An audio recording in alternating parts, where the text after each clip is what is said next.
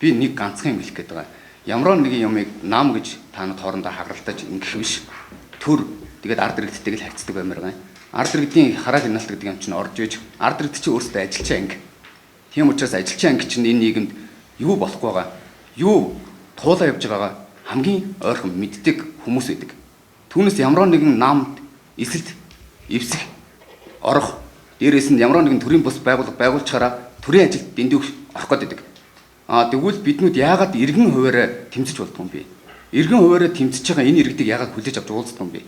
За бүрэн эрх төлөөлөгчдөө та түрүүн хөвлөлдөөсөн гэж ярьж байна. 44 их 80, 70 их 80 гарсан. 11 жил энэ залуу үе хохирсон шүү дээ.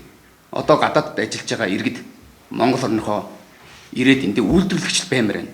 Би бол үйлдвэрлэгч байхыг хүсдэг.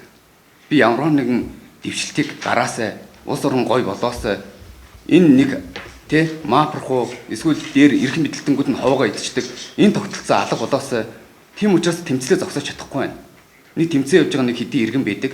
Энэ иргэдийнхээ өмнөөс үг хэлэх боломж олдож байгаад баярлж байна. Дээрээс нь ингээд төрийн түшээ, дээрээс нь төртөг би харьцаж гин гэж үзэж байна. Намтай бол би харьцахгүй байгаа гэж үзэж байгаа. Яг л би хоёр намыг 30 жил сонслоо. Би чинь бас боловсрсон, иргэн хүн, ажилласан, хөдөлмөрлсөн. Өнөөдөр нийгэмд ажил хийхэд ямар байдгүй.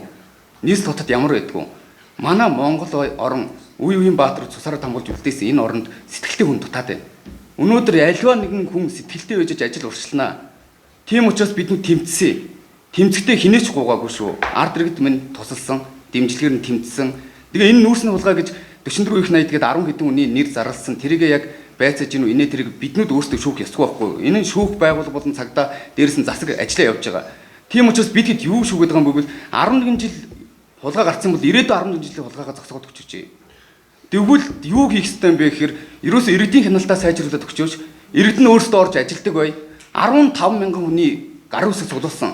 Ямар ч хүнээс цалин гуугаагүй. 10 залуу зүгээр зах дээр хоолгүй.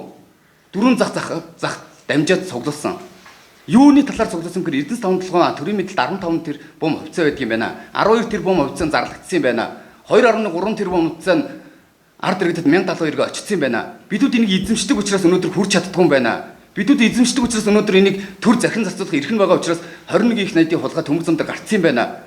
Ингээд судалсан. Судлах эрхгүй аргагүй эрхэнд судалсан. Зүгээр би ажлаа хийгээд явмаар шүү дээ. Залуу хүн үйлдвэрлэгч баймаар шүү дээ. Заавал ус төрчмөргүй шүү дээ. Тийм учраас энэ ажлын хэсэгт залуучуудыг оруулж өгөөрэй гэж нэгт хэлж байгаа. Хоёрт сая Эрдэнэ цагаан сум Сүхбаатар аймгийн Эрдэнэ цагаан сум дээр хэрэг болсон тий. Хилийн зурс. Яг хилийн зурс буюу хилийн бүс газар 15 км гээд хууль нь байна. Хуулийн судалж үзлээ. Сөглөө. Зүгээр л иргэнгийн ажилтны иргэн. Тэгэхэд яагаад энэ хилийн зурс дээр Анди Илж гэдэг компани зүгээр яг хилийн бомб нь харагдаж байгаа газар 6-7 км газар ажиллаа байж байгаа юм бэ.